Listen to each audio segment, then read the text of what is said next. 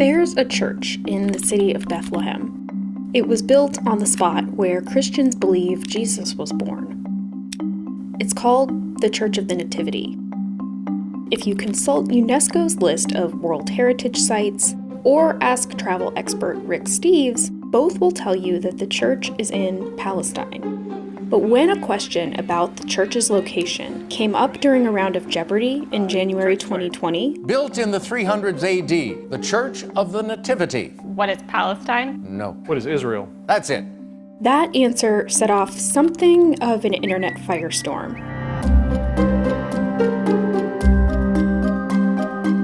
That's because what you call this land, and who controls it, is at the center of a decades-long conflict between Israelis and Palestinians.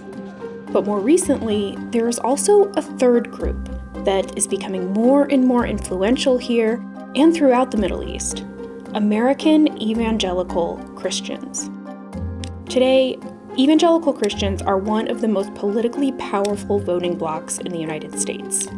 And in the Trump administration, they've been given unprecedented power. They've turned support for Israel and hostility towards its enemies into core tenets of conservative ideology. And a big part of those policies is rooted in how they interpret the Bible. In 2016, more than a quarter of all U.S. voters identified as white evangelical Christians. One of the primary differences between evangelicals and other Christians is their relationship with the Bible. Conservative evangelicals believe that the Bible is literally true. Sarah Posner writes about religion for a bunch of different publications. Many of them believe that the Bible is sort of this prophetic roadmap for modern life, that events described and prophesied in the Bible will become true. The Bible is the most historically accurate book ever penned. The Bible is the one book that dares to predict the future with 100% accuracy. For evangelicals, the most important of the Bible's prophecies is the second coming, when Jesus will return to earth. The Bible doesn't say when this will happen, but it does say where. This is Jerusalem. World history as we know it is going to end right here. Greg Laurie is an evangelical preacher, one of several who meet regularly to advise President Trump.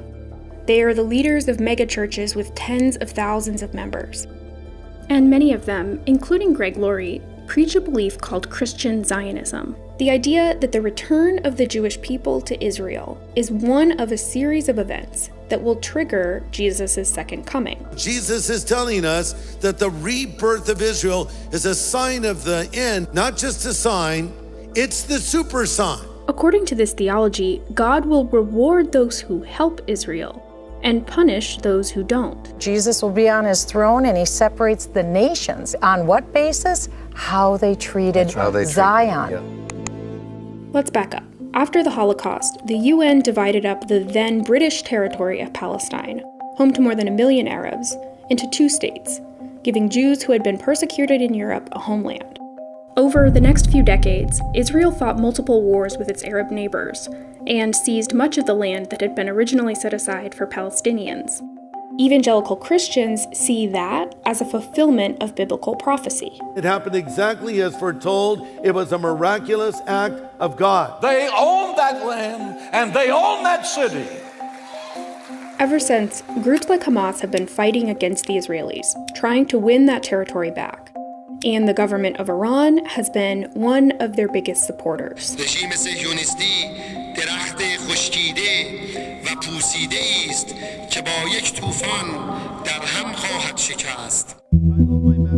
That's part of the reason Iran plays such an important role in evangelical beliefs about the present state of the world and the future.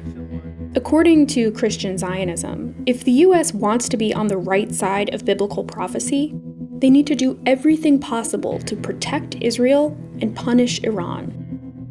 That also helps explain why a different Bible story is also really important to them. The Old Testament story of Esther, about a plot to destroy the Jews of Persia, or modern-day Iran. The Book of Esther plays such an important role for Christian Zionists, they've made multiple movies out of it. He has convinced your husband to destroy all the Jews, including you. Esther saves the Jews by using her persuasion with the king. Evangelicals who are very wrapped up in this kind of theology, because Persia is modern-day Iran, they sort of contextualize this Bible story into foreign policies. Could it be that President Trump right now has been sort of raised for such a time as this, just like Queen Esther, to help save the Jewish people from an Iranian menace? As a Christian, I certainly believe that's possible. I'm confident that the Lord is at work here. Secretary of State Mike Pompeo and Vice President Mike Pence both identify as evangelical Christians, and both have enormous influence over American foreign policy. A ProPublica investigation found that Pence routed millions of dollars in foreign aid that had been earmarked for humanitarian projects in Iraq, diverting it towards Christian groups in the country. When President Trump approved the drone strike that killed Iran's top military commander in January 2020, it was, according to the Washington Post, at Pompeo and Pence's urging. When President Trump moved the U.S. Embassy in Israel from Tel Aviv to Jerusalem, the move had more support from American evangelicals than American Jews. The other news swirling around the embassy's move to Jerusalem is what it could signal as part of biblical prophecy. Donald Trump recognized history. He, like King Cyrus before him, fulfilled the biblical prophecy.